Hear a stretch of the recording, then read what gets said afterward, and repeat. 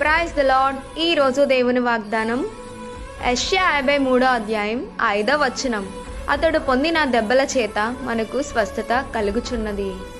ఈ లోకంలో ఎంతో గొప్ప వైద్యులు అనబడిన వారు ఉన్నారు. కానీ వారు చేసే వైద్యం ఎన్నో రకాల మందులు ఉపయోగించి వైద్యం చేస్తారు. కానీ పరమ వైద్యుడైన యేసుక్రీస్తు స్వస్థపరచడానికి ఏ మందు అక్కర్లేదు.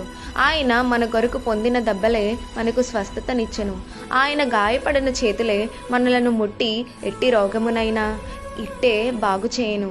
ఎలాంటి వ్యాధినైనా యేసయ్య బాగు చేయగలడు. నీతి సూర్యుడైన యేసుక్రీస్తు రెక్కలు మనకు ఆరోగ్యమును కలుగు చేయును.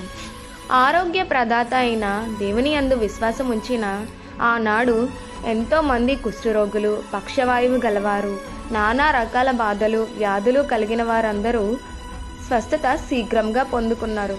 అప్పుడున్న స్వస్థత